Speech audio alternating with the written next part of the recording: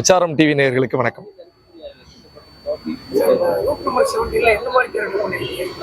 நான் நடிகர் மதன்குமார். உங்களுக்கு அருவி மதனா அயலி மதனா நல்லா தெரியும்னு நம்புகிறேன்.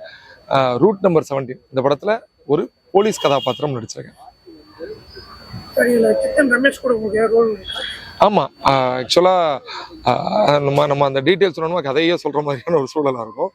ஆனால் அவர் கூட காம்பினேஷனில் பண்ணியிருக்கேன். இது ஒரு ஒரு இன்வெஷன் த்ரில்லர் தான். அது சில பேரை ஒரு முக்கியமான ஆள்கிட்டேருந்து எப்படி நம்ம சேவ் பண்ணி வெளியில் கொண்டு வர்றோம் அப்படிங்கிறதுக்காக தான். ரொம்பவே த்ரில்லிங்காக ஒரு பெரிய காட்டுக்குள்ளார ஒரு கிரவுண்டுக்கு கீழே ஒரு 5500 ஸ்கொயர் ஃபீட் செட்டு போட்டு எடுக்கப்பட்ட படம் இது.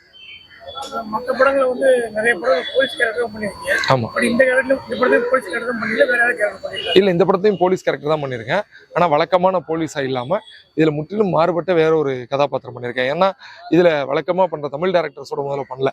இந்த படம் ஒரு மலையாள டைரக்டர் தமிழ்ல பண்ணியிருக்காரு. ஸோ அதுவே எனக்கு ஒரு புது எக்ஸ்பீரியன்ஸா ரொம்பவே நல்ல அனுபவமா இருந்துச்சு. அது ஷூட்டிங் ஸ்பாட்ல என்னன்னா, இப்போ ரெகுலரா டைரக்டர்ஸ் ஒவ்வொரு நாளும் படம் பண்ணும்போது வேலை செய்யும் பொழுது அன்னன்னைக்கு எக்யூப்மெண்ட்ஸ் வந்துருச்சா, அன்னைக்கு வேகமா நம்ம படம் எப்படி வேலை செஞ்சு முடிக்கணும், இன்னைக்கு ஷெடியூல் கரெக்டாக முடிக்கணும், இந்த ப்ரெஷர் எப்பயுமே அவங்களுக்குள்ள இருக்கும். அப்போ சில சமயங்கள் இந்த ப்ரெஷரை நம்ம ஆக்டர்ஸ் மேலேயே அவங்க செலுத்துற மாதிரி இருக்கும். அதை நம்ம மறுக்க முடியாது. வேலைன்னு வரும்போது அது அப்படிதான். ஆனால் இந்த டைரக்டர் கிட்ட என்ன அப்படின்னா, ஒரு நாள் கூட அவர் அந்த மாதிரி துளியில கூட டென்ஷன் ஆனதில்லை. அது உச்சபட்சமாக என்னன்னா, ஒரு நாள் ரொம்ப முக்கியமான எக்யூப்மெண்ட் ஒன்று வரணும். அன்னைக்கு ஷூட் போகும்போது அது சின்ன ப்ராப்ளம் ஆகிட்டு அந்த எக்யூப்மெண்ட்டை வச்சு யூஸ் பண்ண முடியாத ஒரு சூழல் வந்துருச்சு. அந்த நேரம் நடிகராக எனக்கு டென்ஷன் இருந்துச்சு. ஏன்னா காலைல 7 மணிக்கு பிளான் பண்ணாங்க, 10 மணி வரைக்கும் அந்த எக்யூப்மெண்ட்டை அந்த பிரச்சனை சால்வ் பண்ண முடியல. என்ன சார் இன்னும் முடியல, லேட் ஆகிட்டு இருக்கேன், நான் ப்ரெஷராக இருந்தேன். ஆனால் அவர்கிட்ட அந்த ப்ரெஷர் கொஞ்சம் கூட இல்லை.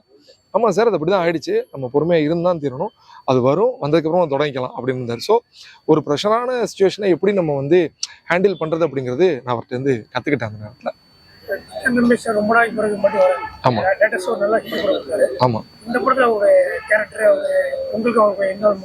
ஆமாம். இப்போ நீங்களே கேட்ட மாதிரி ஜித்தன் படத்துக்கு அப்புறமா, ஏன்னா ஜித்தன் ரமேஷ்ங்கிற பேரே அவருக்கு அந்த படத்தின் வாயிலாக கிடைச்ச அடைமொழி தான் அது. ஸோ அந்த படத்துக்கு அப்புறமா ரூட் நம்பர் 17 வேற ஒரு முற்றிலும் மாறுபட்ட ஒரு கதாபாத்திரத்தை அவர் நடிச்சிருக்காரு. ஏன்னா இந்த படத்தை போஸ்டர்ஸ்லேயே பார்த்துருப்பீங்க, அவருக்கு ஒரு 3 kinds ஆஃப் லுக்ஸ் இருக்கு. மேக்கப்புக்கு அவ்வளவு மெனக்கட்டாங்க. ஈவன் நான் சொன்ன இந்த பூமிக்கு அடியில் போய் இருந்து அவர் நடிக்கிற மாதிரி ஒரு சூழல் இருக்கும் பொழுது என்ன அப்படின்னா, பயங்கரமா புழுக்கமாக இருக்கும். அது கிட்டத்தட்ட 40 டிகிரி செல்சியஸ். அதுக்குள்ளார போட்டிருக்க காஸ்டியூமும் இந்த காட்டுக்குள்ள டார்ஜான் மாதிரியான ஆட்கள் போடுவாங்க இல்லையா, அந்த மாதிரியான ஒரு உடை தான் அது. இதெல்லாம் பொறுத்துக்கிட்டு ரொம்ப மெனக்கட்ட ஒரு கதாபாத்திரம் நடிச்சிருக்கேன்.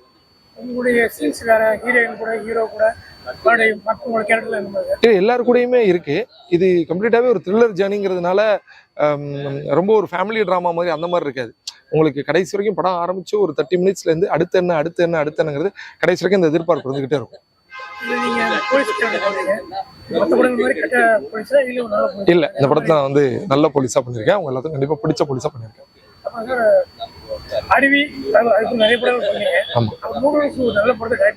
நன்றி. நான் இப்போ என்னன்னா நடிச்சுக்கிட்டு இருக்கிற வாய்ப்பு ரொம்ப சிறப்பா போய்கிட்டு இருக்கு. அது தடை செய்யாத அளவுக்கு ஒரு டைரக்ஷன் பண்றதுக்கு மறுபடியும் ஒரு வாய்ப்பு கிடைச்சுன்னா கண்டிப்பா நான் பண்ணுவேன். நன்றி நன்றி. அச்சாரம் டிவி நேயர்களுக்கு வணக்கம். My name is Akhil Prabhakaran. Route number 17 என்னோட தமிழ்ல முதல் படம். இந்த படத்தில் நான் செகண்ட் ஹீரோவாக நடிச்சிருக்கேன். அந்த கேரக்டர் நேம் கார்த்தி. நல்ல ஒரு கேரக்டர் தான், ஒரு சேலஞ்சிங்காக இருந்த கேரக்டர் தான். ரொம்ப ரிஸ்க் எடுத்து ஷூட் எல்லாம் போயிட்டு இருக்கேன். எல்லாமே பார்க்குறதுக்கு ரொம்ப எக்ஸைட்டடாக இருக்குது. தேங்க்யூ.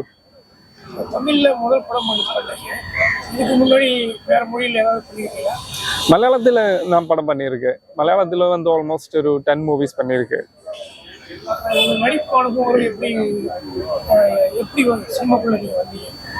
சினிமாக்குள்ள யூஸ்வலா ஆடிஷன் த்ரூவா வந்தது. மை ஃபர்ஸ்ட் மூவி வாஸ் ஒரு தமிழ் மூவி தான். ஆனால் அது நடக்கலை. அது ஆடிஷன்ல எல்லாம் செலக்ட் பண்ணி அது ஷூட்டிங் கொஞ்ச நாளுக்கு அப்புறம் நின்று போயிடுச்சு.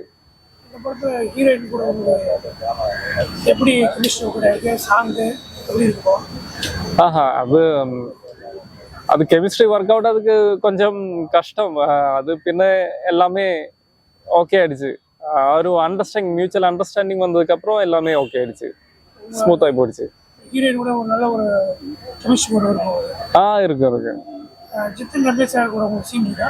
சீன் இருக்கு, நிறைய காம்பினேஷன் சீன் இருக்கு, ஃபைட் சீன் இருக்கு, எல்லாமே இருக்கு. இந்த படம் பெரும்பாலும் காட்டுக்குள்ள இருந்துச்சா இல்லை வெளியிலே ஷூட் பண்ணி?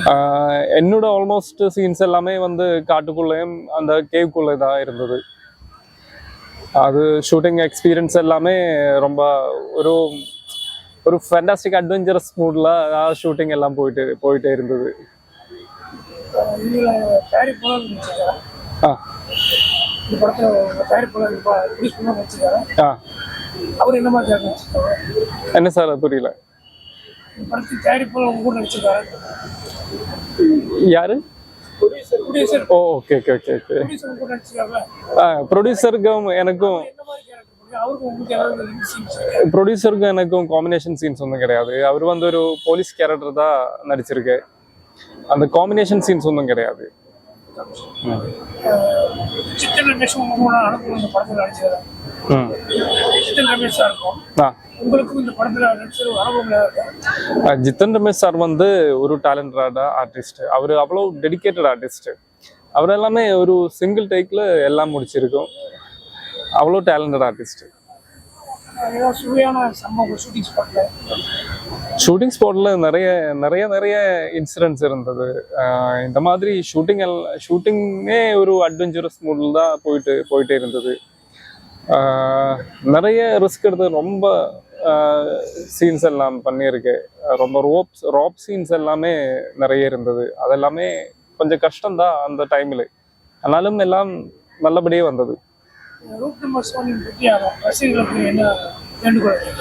இது வந்து ஒரு நல்லொரு சர்வைவல் மூவி. மஸ்ட் ஒரு தியேட்டர்ல வாட்ச் பண்ணணும். நல்லொரு தியேட்டர் எக்ஸ்பீரியன்ஸ் கிடைக்கிற மூவி. எல்லாரும் தியேட்டர்ல போய் பார்க்கணும், பார்த்து சொல்லணும். தேங்க்யூ. அச்சாரம் டிவி நேயர்களுக்கு வணக்கம்.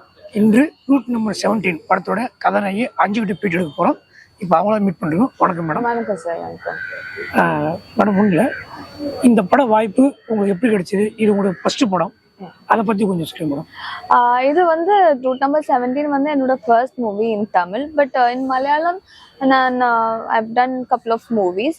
ஸோ இந்த மூவி பண்ணும்போது என்னோட டைரக்டர் சார் தான் இந்த மூவியில் செலக்ட் பண்ணியாச்சு. So after the work I was coming, so அந்த டைம்ல he was there in my apartment. So அந்த டைம்ல இவங்க என்ன பார்த்துருச்சு. ஸோ அதுக்கப்புறம் he was like ஓகே ஆடிஷனுக்கு வரணும் அந்த மாதிரி சொல்லியாச்சு. ஸோ அதுக்கப்புறம் தான் ஆடிஷன். இந்த படத்துல உங்களுடைய கேரக்டர் என்ன மேடம்? இந்த மூவில என்னோட கேரக்டர் நேம் வந்து அஞ்சனா. இந்த மூவில வந்து த்ரூ அவுட் கேரக்டர் தான். இந்த மூவில வந்து அந்த ஃபைட் சீன்ஸ், த்ரில்லர் எல்லாமே இருக்கு. இந்த கேரக்டரும் வந்து அந்த மாதிரி ஒரு சஸ்பென்ஸ் இருக்கு இந்த கேரக்டருக்கு. இந்த படத்துல உங்களுக்கும் ஜித்தன் ரமேஷ் சாருக்கும் ஏதாவது காம்பினேஷன் சீன் இருக்கா? இந்த மூவில வந்து ஜித்தன் சாருக்கும் எனக்கும் தான் ஆல்மோஸ்ட் லைக் சீன்ஸ் இருக்கு. இந்த ஃப்ளாஷ்பேக் ஸ்டோரியும் இருக்கு. ஆனால் எனக்கு I cannot say reveal everything. ஒரு ஃப்ளாஷ்பேக் ஸ்டோரியும் இருக்கு. ஸோ எனக்கும் ஜித்தன் சாருக்கும் வந்து அந்த மாதிரி ஃபைட்டிங் சீன்ஸ் எல்லாமே இருந்தாச்சு. இந்த படத்துல பெரும்பாலும் காட்டுக்குள்ளதான் இந்த படத்துல சீன் எடுத்திருக்காங்க. அதனுடைய அனுபவம் உங்களுக்கு எப்படி இருந்துச்சு? ஃபர்ஸ்ட் டைம் காட்டுக்கு உள்ள வந்து சீன்ஸ் எல்லாம் ஷூட் பண்ணுறது அது வந்து டிஃப்ரெண்ட் ஃபீலிங்காக இருந்துச்சு. பிகாஸ் காட்டு வந்து it's something else. It's a proper forest. So அந்த ஷூட் பண்ணும்போது we were afraid and it was very scary kind of place.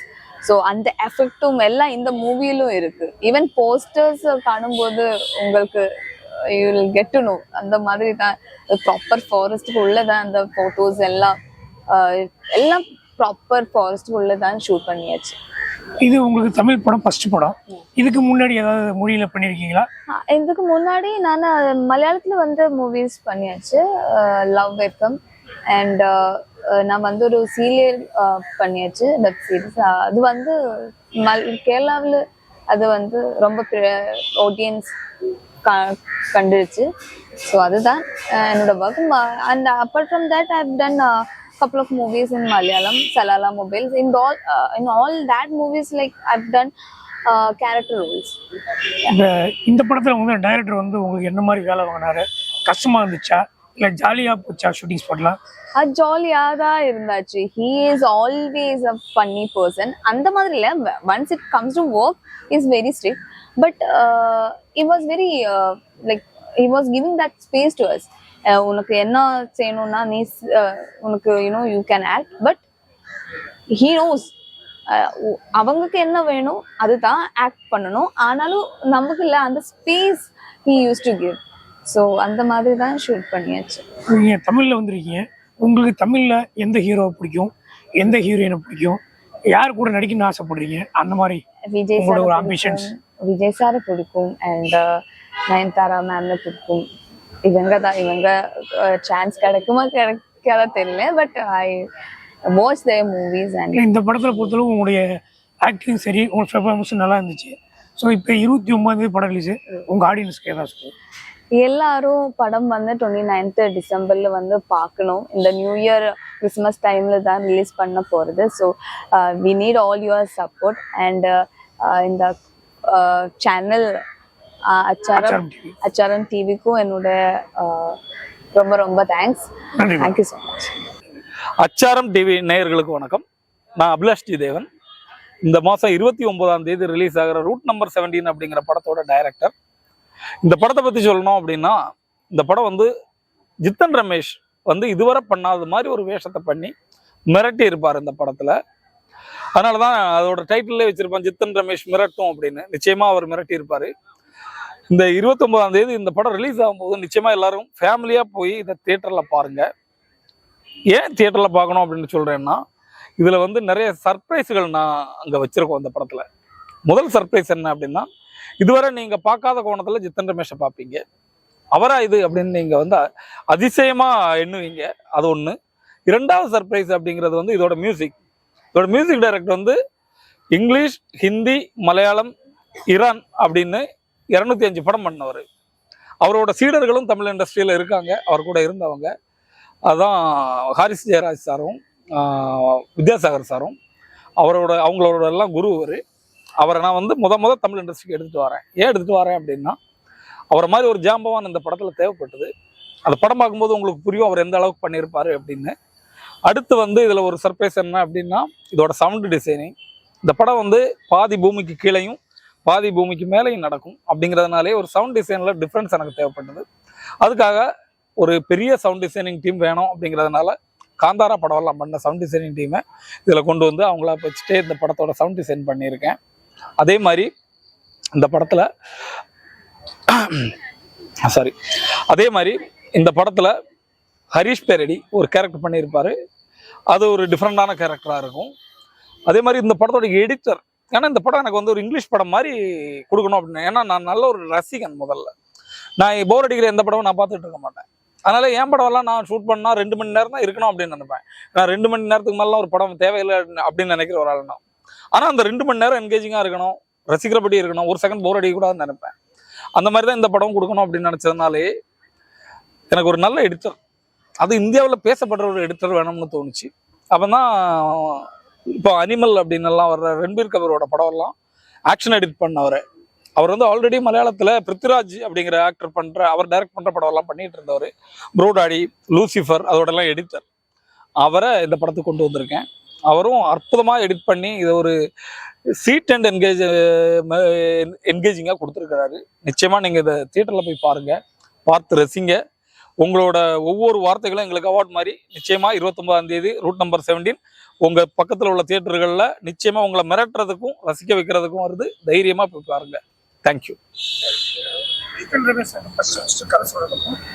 படம் முடிச்சு அவரை பார்த்துட்டு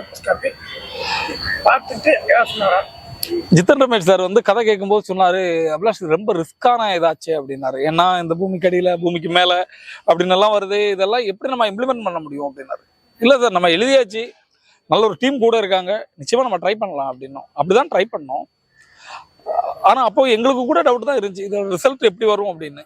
ஆனால் இப்போ ஃபர்ஸ்ட் காப்பி ஜித்தன் சார், நாங்கள் தமிழ் இண்டஸ்ட்ரியில் ஒரு 3 பெரிய ப்ரொடியூசர்ஸ் எல்லாரும் உட்காந்து பார்த்தோம். பார்த்த உடனே ஜித்தன் ரமேஷ் சார் கட்டி பிடிச்சிட்டு, அபிலாஷ் எனக்கு வந்து கம்பேக் இந்த படம், நிச்சயமா இந்த படத்துக்கு பிறகு என்னோட கெரியர் வேற லெவலுக்கு போக வாய்ப்பு இருக்கு அப்படின்னு சொன்னாரு. அதுதான் எனக்கு கிடைச்ச பெரிய விருதுன்னு நான் நினைக்கிறேன். ப்ரொடியூசர் அவர் வந்து என்னோட நண்பர், அவரும் நானும் இது 2வது படம். இதை முடிச்சுட்டு இது நான் என்ன கேட்டாலும் அவர் கொடுப்பாரு. அதான் இந்த படத்தோட ரிசல்ட்டும். இதை இப்போ முடிச்சுட்டு படம் பார்த்த உடனே அவர் இப்போ இந்த நிமிஷம் வரையும் எங்க கூட அவரோட பெரிய டாக்டர் அந்த இதை விட்டுட்டு எங்க கூட நிற்கிறாருன்னா இந்த படம் மேல அவருக்கு அவ்வளோ நம்பிக்கை. இந்த படம் தமிழ் ரசிகர்கள் நிச்சயமா கொண்டாடுவாங்க அப்படிங்கிற நம்பிக்கையில தான் அவர் எங்க கூட இந்த செகண்ட் வரையும் நின்றுகிட்டு இருக்காரு. ஓகே, வணக்கம்.